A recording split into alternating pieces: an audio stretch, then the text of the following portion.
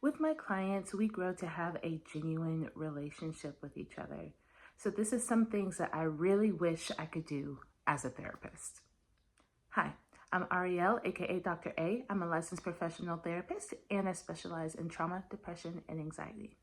So yeah, I really grow to have a great relationship with my clients. And sure, I am the person that they're seeking out help with, but that doesn't mean that we can't have genuine relationships. Because I tell my clients all the time, anybody can do good therapy. I don't believe you can do great therapy with somebody if there is not a relationship there. So I spend a lot of time building rapport at the beginning. And the positive in doing that is I get to have these great relationships with my clients, which makes it even more challenging when you really want to be able to do something as a therapist, but you can't. There's a lot of different ways that I can show and say that I'm proud of somebody, but these are some things that I wish I could do. As opposed to being in the office and us both drinking our coffee or our tea, I would love to be able to just have a session like outside of the office, like at a coffee shop, just chill and talk. That would be really fun. But obviously, I can't do that.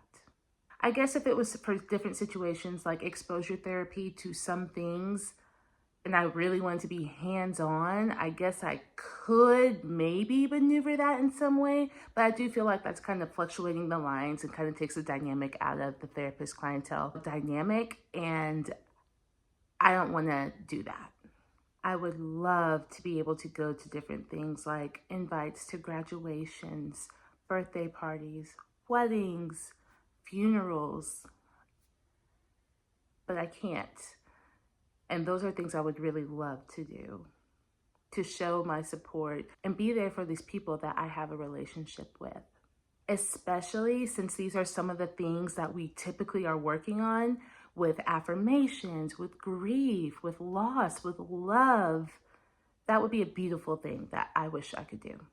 I let my clients know that I'm proud of them, and I always let them know when I'm seeing progress and giving them those affirmations, and also letting them know that I will help them through their losses, their griefs, and all of that. But sometimes as a therapist, it doesn't feel like enough, especially when you have that relationship with them that you've grown so that y'all can do great therapy. We as therapists are still human beings. So obviously, when we see somebody that we are helping and care about hurt, we wish we could do more, but we can't.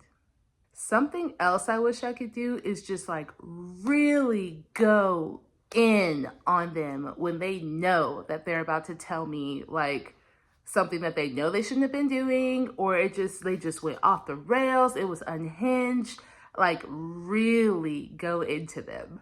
But I can't get full-blown ratchet, like I can't get full-blown petty, because I need to make sure that we're still working towards something.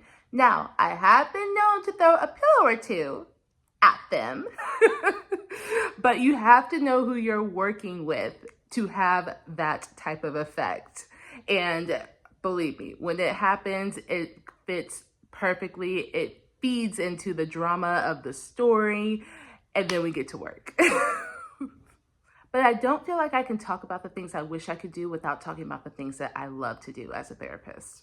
I love making my clients feel heard, cared for, and challenged, as well as validated when it's supposed to be.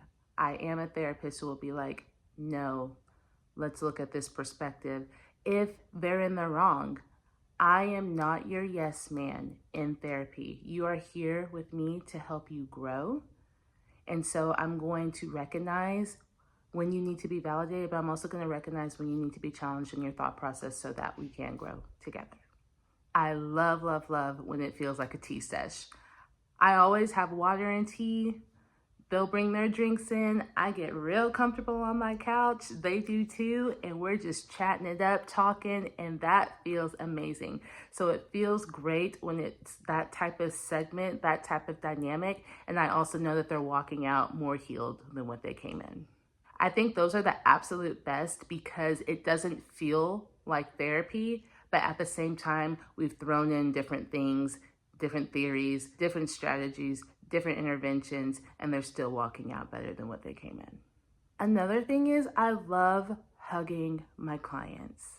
You would be surprised how many people don't receive hugs, and sometimes for therapy, that may be the one and only time that they get to actually have it. I love giving my clients hugs. Another thing is I love learning and growing from my clients. With each session, I feel like I become a better therapist, and that's because of them. That's because of the different diversity that I have coming in and what I get to work with, and seeing the growth in what works, what doesn't work, modifying and adjusting for me, myself, to be the best therapist that I can be for them. And lastly, I love the impact that we both have on each other. I've been a therapist for about 7 years now, and I remember every single person that I've seen. They have all made some level of impact on me, whether it was low, medium, or high. I can only hope that I've touched my clients' hearts the way that they've touched mine. And I can only hope that I've helped them grow as much as they've helped me grow as well. This is the best job I've ever had, and I wouldn't change it for the world. So yeah, that's what I wish I could do as a therapist, but also what I love as a therapist. Thank you for watching. As always, I appreciate you having these therapy conversations with me. I look forward to the next one. Bye.